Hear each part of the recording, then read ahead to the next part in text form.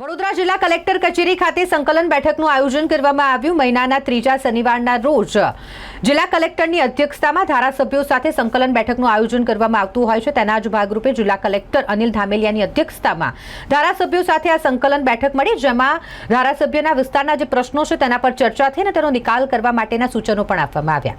આ સંકલન બેઠક યોજાઈ હોય, જેમાં ડભોઈના ધારાસભ્ય શૈલેષ મહેતા, વાઘોડિયાના ધારાસભ્ય ધર્મેન્દ્રસિંહ વાઘેલા, કરજણના ધારાસભ્ય અક્ષય પટેલ, પાદરાના ધારાસભ્ય ચૈતન્યસિંહ ઝાલા સહિત ડીડીઓ મમતા હિરપરા સહિતના અધિકારીઓ ઉપસ્થિત રહ્યા હતા। સંકલન બેઠકમાં ઘણા બધા ધારાસભ્યના વિસ્તારના જે પ્રશ્નો છે તેના વિશે ચર્ચા થઈ અને આ જે સમસ્યાઓ છે તેનું નિરાકરણ લાવવા માટેના સૂચનો પણ આપવામાં આવ્યા। સંકલન બેઠક બાદ ડભોઈના ધારાસભ્ય શૈલેષભાઈ મહેતાએ આપી છે પ્રતિક્રિયા।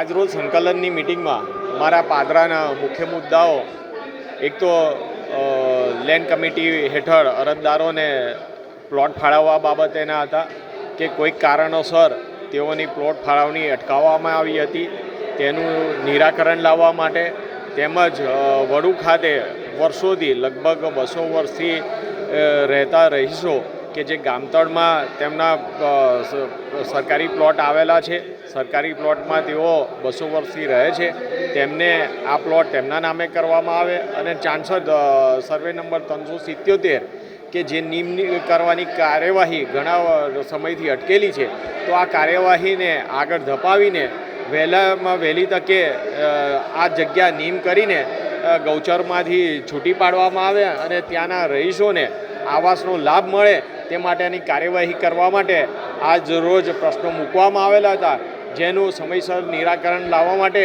કલેક્ટરશ્રી દ્વારા બાંયધરી આપવામાં આવેલી છે। સંકલનની અંદર આજે મેઇન તો ઉડાની અંદર જે પ્રધાનમંત્રી નવા આવાસ યોજના ફાળવવા માટે ગામ તળની અંદર જે તલાટીઓ દાખલા નથી આપતા અને જેના હિસાબે જે કોઈને મળવાપાત્ર મકાન છે એ દાખલા નહીં મળવાથી એ લોકોના પ્રશ્નો ઘણા મોટા ગંભીર હતા।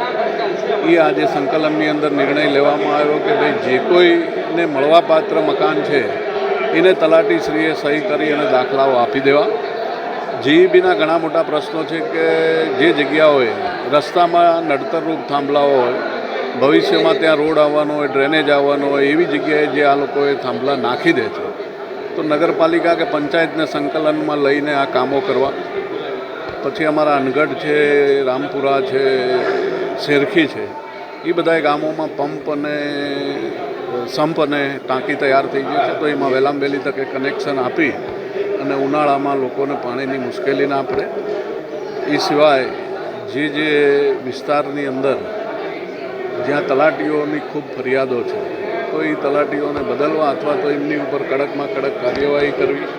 ગુતાલની અંદર એક તલાટીએ ડીડીઓશ્રીએ લેખિતમાં સૂચના આપી હોય કે આ કામની ચકાસણી થઈ, એનો રિપોર્ટ આવે સેમ્પલિંગનો, પછી જ પેમેન્ટ ચૂકવવું, તેમ છતાં પણ સેમ્પલ ટેસ્ટ કરાયા વગર પેમેન્ટ ચૂકવી દેવામાં આવ્યું હતું। પછીથી એ સેમ્પલ ફેલ થયું, જેના કારણે જે પૈસા ચૂકવાઈ ગયા છે, તો એ તલાટીની ઉપર શું કાર્યવાહી કરવામાં આવે છે? જે ખાસ કરીને બિલ બાયલી કલાલીમાં જે સબસ્ટેશનો બનાવવાના તોને એને માટે કોર્પોરેશનને જગ્યાઓ ફાળવી, કોર્પોરેશનમાં જમીનના પૈસા ભરાઈ ગયા, એની કામગીરી તરત શરૂ થાય એટલે એ વિસ્તારના જે લાઇટોના પ્રશ્નો છે એ હલ થાય। ખાસ કરીને તેન તળાવ કે જેમાં બ્યુટિફિકેશનમાં સરકારે મંજૂરી આપી દીધી છે, એના આર્કિટેક્ટ ટેન્ડર બધી એ થઈ ગયું છે, પણ એનું પહેલું કામ પાણી ભરાવવું જોઈએ, તળાવ છે એને માટે મુખ્યમંત્રીએ સ્પેશિયલ કેસમાં 62 લાખ મંજૂર કર્યા છે પાઇપલાઇનથી પાણી ભરવા માટે। એ કામગીરી વહેલી થાય એના માટે રજૂઆત કરી છે। આવો જ રીતે બીજા જે પ્રશ્નો ભૂતકાળમાં પેન્ડિંગ રહેલા છે, એ પેન્ડિંગ પ્રશ્નો ઉકલે એના માટેની કલેક્ટરશ્રીને રજૂઆત કરી છે। સાથે પેન્શનર મંડળો જે નિવૃત્ત કર્મચારીઓ જેને રાજ્યના દરેક જિલ્લામાં કલેક્ટર ઓફિસમાં કે બીજી કોઈ સરકારી ઓફિસમાં પેન્શનરોને બેસવાની જગ્યા આપવામાં આવે છે, લગભગ 40,000 ઉપરાંત પેન્શનર વડોદરા શહેર જિલ્લામાં છે, એમને એક ઓફિસ આપવાનો ઠરાવ થયેલો છે, એનો અમલ નથી થતો, એના માટેની રજૂઆત કરી છે। એટલે આ બધા પ્રશ્નોનો હલ તાત્કાલિક થશે એવું કલેક્ટરે ખાતરી આપી છે. જોઈએ છે નેક્સ્ટ સંકલન સુધીમાં કેટલા પ્રશ્નોનો ઉકેલ આવે છે. ધારાસભ્યશ્રીઓ દ્વારા અલગ અલગ પ્રકારના પ્રશ્નો, જિલ્લાને સ્પર્શતા પ્રશ્નો હોય એમની ચર્ચા સંકલનની અંદર કરવામાં આવી, જેમની અંતર્ગત વિવિધ વિકાસના કામોને લગતા પ્રશ્નો હોય.